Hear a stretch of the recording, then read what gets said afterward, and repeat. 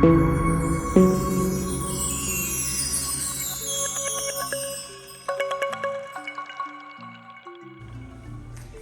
Friends, ഇന്നത്തെ Friday special lunch cook ചെയ്യാൻ പോവാണ്.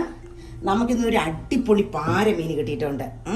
അപ്പം നമുക്ക് അതുകൊണ്ട് ഒരു കറി വെക്കണം, ഇച്ചിരി മീൻ വറക്കണം. പിന്നെ നമുക്ക് ഇഷ്ടം പോലെ വെജിറ്റബിൾ ഇന്നിരിപ്പുണ്ട്. വേണ്ടേ, ബോട്ടിൽ ഗാർഡുണ്ട്, നമുക്ക് വെള്ളരിക്കയുണ്ട്, ചേനയുണ്ട്, വാഴയ്ക്കയുണ്ട്, ഇതിന് 2 പാവയ്ക്കയുണ്ട്, ഇങ്ങനെ എല്ലാ സാധനങ്ങളും ഉണ്ട്. അപ്പോൾ ഇന്ന് വെജിറ്റബിൾ കൊണ്ട് നമുക്ക് എന്ത് കറി വേണമെങ്കിലും വെക്കാം. എന്തായാലും ഞാൻ സാമ്പാർ വയ്ക്കുന്നില്ല, കാരണം ഇന്നലെ സാമ്പാർ വെച്ചതേ ഉള്ളൂ. ഇന്നും കൂടെ സാമ്പാർ വെച്ച് കഴിഞ്ഞാൽ അതൊന്നും ചലിക്കത്തില്ല. അപ്പം നമുക്ക് വാഴയ്ക്കയുണ്ട്, മുരിങ്ങയ്ക്കയുണ്ട്. അപ്പം നമുക്കൊരു ഒരു അവിയൽ വെക്കാം. പിന്നെ നമ്മുടെ പാവയ്ക്കയുണ്ട്, അതുകൊണ്ടൊരു തോരൻ വെക്കാം. പിന്നെ ഞാൻ കുറച്ച് സാധനങ്ങളൊക്കെ എടുത്ത് വെച്ചിട്ടുണ്ട്, നോക്കട്ടെ എന്തൊക്കെ വെക്കാൻ പറ്റുമെന്ന്. കുറച്ച് കറിവേപ്പിലയും പച്ചമുളകൊക്കെ എടുത്ത് വെച്ചിട്ടുണ്ട്. കുറച്ച് ചെറിയ സവോള, ഇത് ഷാലറ്റ് അല്ല കേട്ടോ, സവോള തന്നെയാണ്. എല്ലാ ദിവസവും വലുത് പെറുക്കി എടുത്തിട്ട് ചെറുത് മാറ്റിയിടും. അപ്പോൾ നമുക്ക് വെള്ളിയാഴ്ചയിൽ ഇതൊക്കെ എടുക്കാൻ പറ്റത്തുള്ളൂ. അപ്പോൾ അതെല്ലാം ഞാൻ കൂടെ പൊളിച്ച് വെച്ചിട്ടുണ്ട്. അപ്പോൾ നമുക്ക് കുക്ക് ചെയ്യാം. നമ്മൾ നേരത്തെ കണ്ട പാരമീൻ കണ്ടിച്ച് കടയിൽ നിന്ന് തന്നെ കണ്ടിച്ച് കൊണ്ടുവരികയാണ്. കാരണം വലിയ മീനായത് കാരണം നമുക്ക് കണ്ടിക്കാൻ ബുദ്ധിമുട്ടായിരിക്കും. അപ്പോൾ കുറച്ച് വലിയ കഷ്ണങ്ങൾ അത് നമുക്ക് വറക്കാം. പിന്നെ അതിൻ്റെ തലയും പിന്നെ ചെറിയ കഷ്ണങ്ങളും എല്ലാം കൂടെ ആയിട്ടുണ്ട്.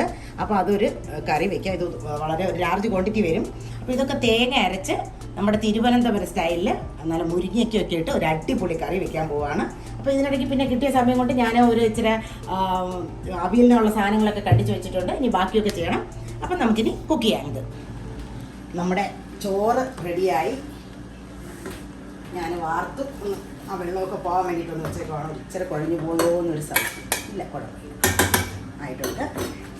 നമ്മുടെ മീൻ തേങ്ങ അരച്ച കറി അതും മുരിങ്ങയ്ക്കൊക്കെ ഇട്ട് ഒത്തിരി ഉണ്ട് കേട്ടോ. ഇത് അതെ, ഇനി ഇതിലിച്ചിരി എണ്ണയൊക്കെ ഒഴിച്ചു കൊടുക്കാം.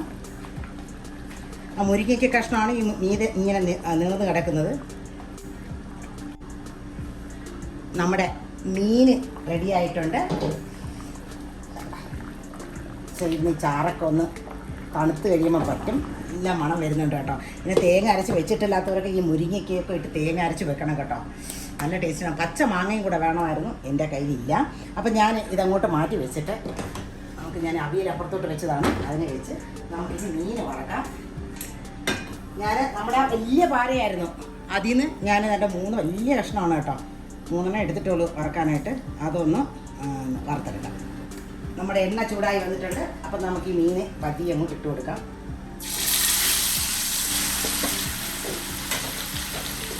അത് തീ നല്ല കട്ടിയുള്ള കഷ്ണമാണ്, അന്നേരം തീ കുറച്ച് വെച്ചാലേ അത് വേഗത്തുള്ളൂ. നമ്മുടെ അവിയലെല്ലാം നല്ല പാകമായി വരുന്നുണ്ട്.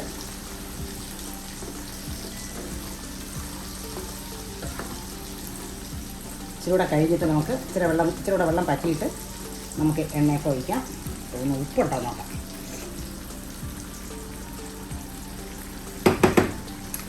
എല്ലാം പാകമാണ്, നല്ല അടിപൊളി കേട്ടോ.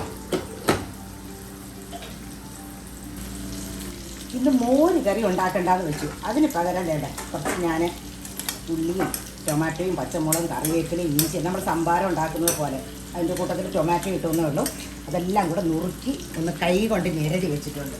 അപ്പോൾ ഇതൊരു നല്ല എളുപ്പപ്പണിയാണ് കേട്ടോ. നമുക്ക് ഒരു ചേഞ്ച്, എന്നും മോര് വേണ്ട. ഞാനിച്ചിരി മോര് ഒഴിച്ച് കൊടുക്കുകയാണ്.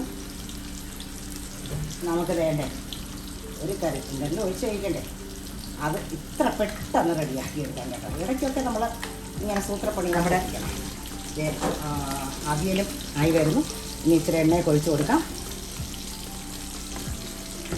മീനും മറച്ചിടാറായി വരുന്നു. മീനിന് തീരെ കുറച്ചാണ് വെച്ചേക്കുന്നത്, കാരണം അതിൻ്റെ നല്ല കട്ടിയുള്ള പീസാണ് കേട്ടോ.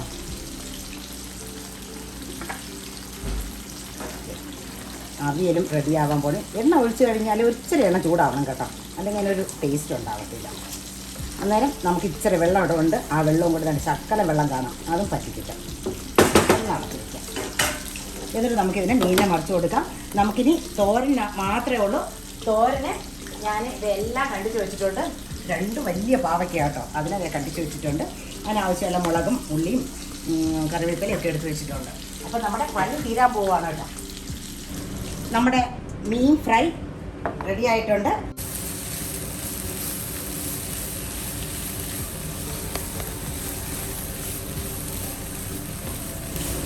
നമ്മുടെ പാവയ്ക്ക തോരനും റെഡി ആയിട്ടുണ്ട്. അങ്ങനെ നമ്മുടെ ഇന്നത്തെ ഫ്രൈഡേ ലഞ്ച് മൊത്തം കുക്ക് ചെയ്ത് കഴിഞ്ഞു. അപ്പോൾ നമുക്കിനി സെർവ് ചെയ്താൽ മാത്രമേ ഉള്ളൂ.